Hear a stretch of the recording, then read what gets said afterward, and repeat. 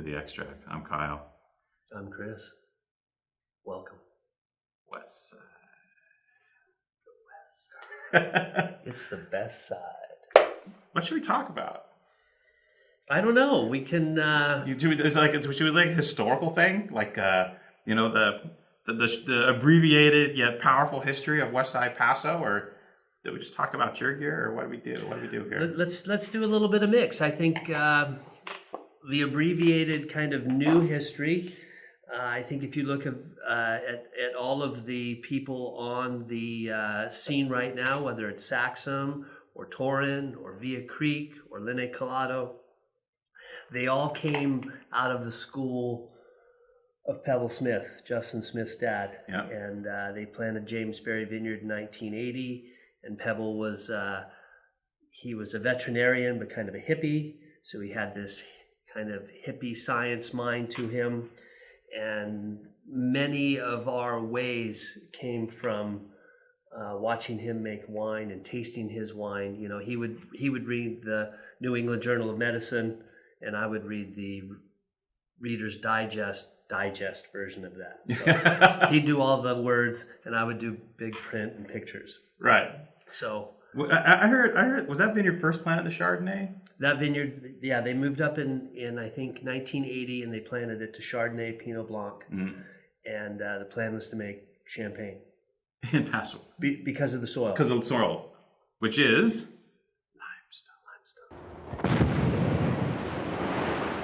limestone. What is it? The second largest outcrop of limestone in the United States. It's ancient seafloor bottom, 3.5 to 7 million years old. One of my favorite stories is that it was a big bay, and whales would come in and birth their calves there. So that's where you get names like Bone Rock and Whalebone. You'll work a site and you'll bring up vertebrae, and you know, Justin's got a complete whale head. You know, you can see the nasal cavities, the orbs, and the vertebrae connection. It's crazy. Now, but this whole getting back to limestone. Short story, limestone is what makes these wines taste so good. It is. Okay, right? So, and limestone, as much as it appears in Europe and many other wine growing areas, like there's limestone all over the effing place in France, right? There is. But in California, where is it? Here? Pinnacles. Pinnacles? And I think that's pretty much, there's a little bit in western Santa Rita Hills. Okay. And that's about, there may be a couple little pockets in Santa Barbara County, but the predominant amount of it is West Paso. Right. So Pebble knew the dirt already, right? Mm-hmm. So he put Chardonnay Pinot Blanc in the ground to make friggin' Paso Dom Perignon, whatever the hell. All right, and then Paso Perignon. Thanks. Wow. I'm gonna have a drink on that. Yeah. But all of a sudden, not Chardonnay anymore. Not Chardonnay, and that came out of relationships. John Albin had grown grapes in the ground, and he came up and spoke with them, along with Kenny Volk with Wild Horse, and really got them planting Rhone varieties. Right. And so they got the Rhones in the ground, but you also have this mindset of how to farm and how to cultivate conscientiously. Big proponent of cover crop and building nutritional soil components throughout, and that's really what makes James Berry such a special place. Right, the combination of exposure, dirt, and farming technique. Yeah. Right. So what does limestone give you guys in this neck of the woods? Like, say if you had the same vineyard, same layout, same farming, but you were like on an alluvial fan, or Rutherford loam or something like that. What does limestone impart to these wines that makes them so unique and distinctive? So the pH of limestone soils are very high. They're in the 7 to mid 8 range. So what that does is it's an inverse relationship. So high pH soils create low pH wines. So we've got a warm and cool climate. Because of our coastal influence, most of our grapes come from 13 to 15 miles from the ocean. And you get these nice ripe wines that still maintain freshness and acidity. They're not acidic, but they keep a freshness to them. There are other parts of the world where you get big ripe wines, but they get a little Shrekky. Yeah. You know, I always like the analogy. I would much rather have my wines be more El McPherson and less Nicki Minaj. Right.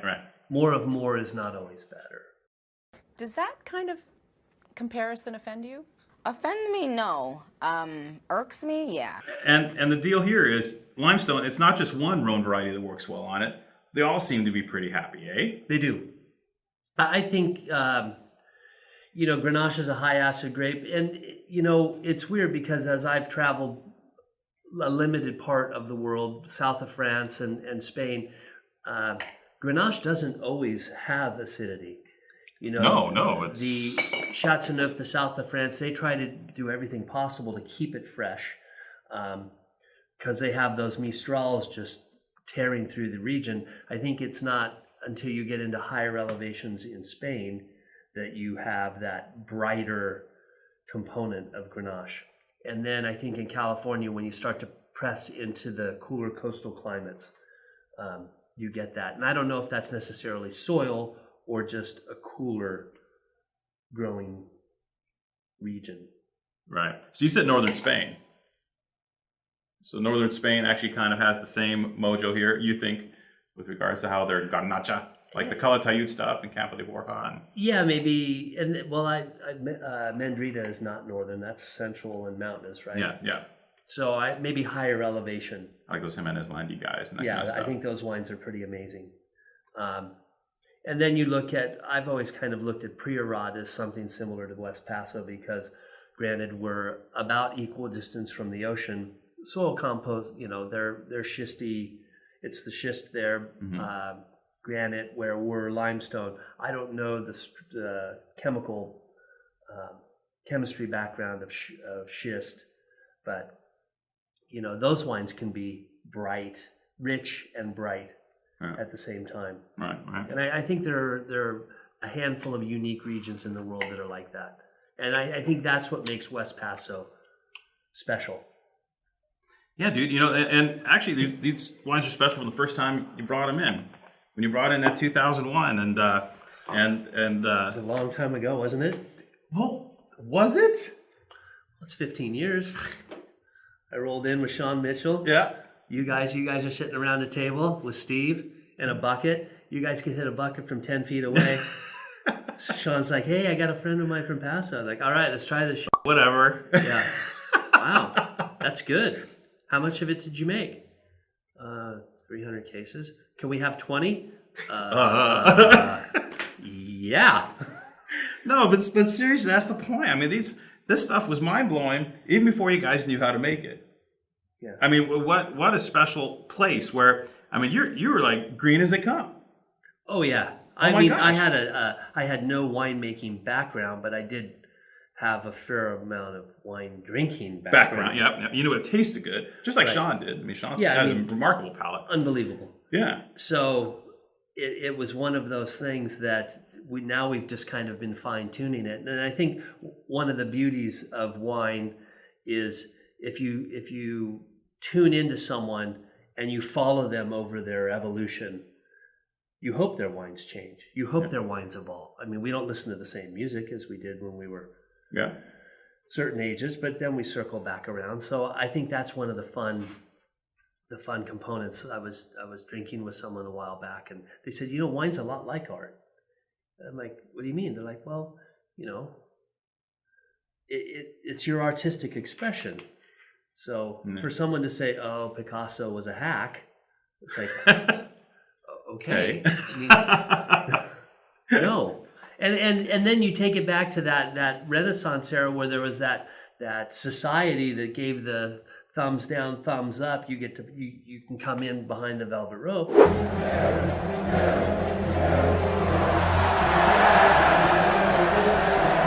Yeah. And a lot of those guys are like, nah, we don't want to play with you. Right. And I think California is a great part of the world for that, especially when you step out of the Napa Valley, because there are a lot of young people doing interesting things and pushing the envelope, whether it's the West Sonoma County guys or the Santa Rita Hills guys or West Paso or even up into the foothills. Yeah, yeah. You know, there's a lot of interesting creative energy happening all throughout California.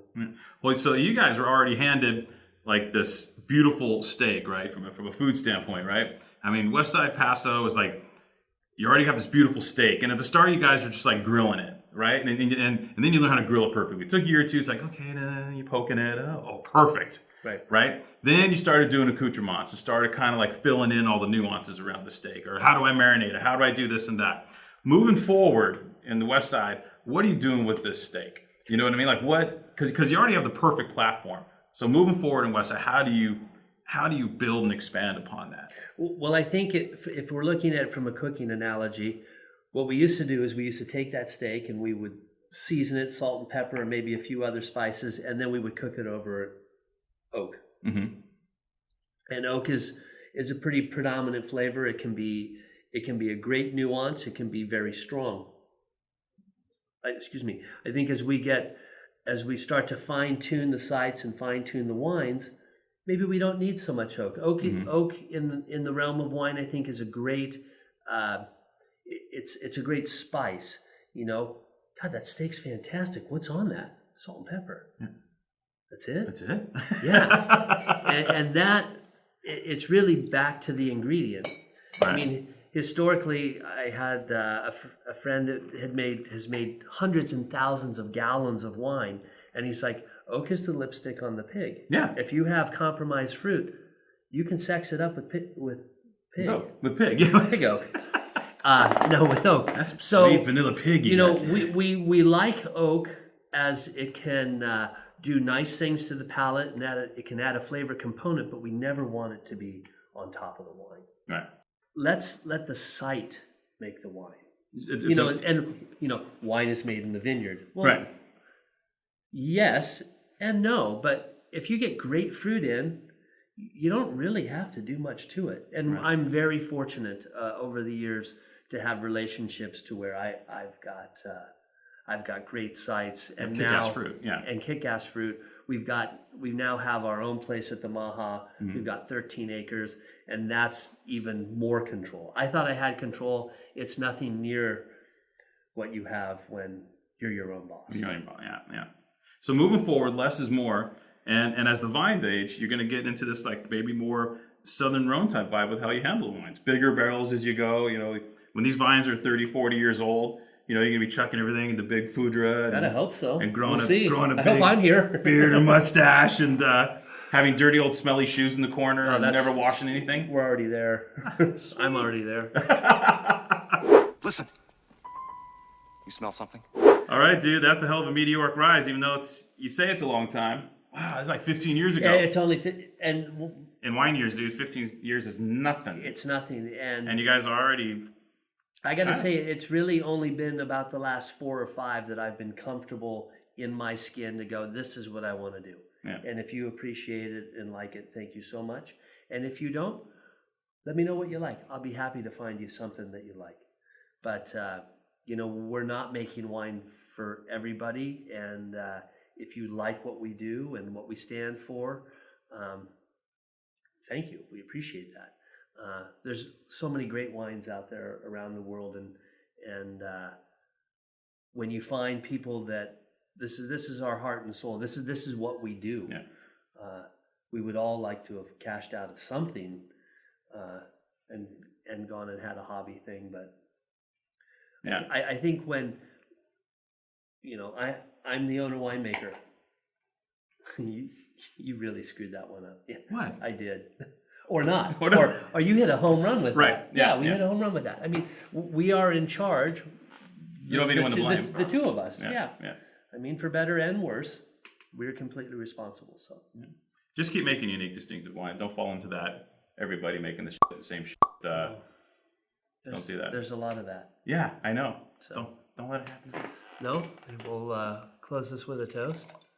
Before we go, are we drinking champagne or brown tonight? Jeez, Chris, you're so forward. Cheers. Cheers. We got a countdown. 3. Yeah. Shot's good, but it'd be better with your clothes off.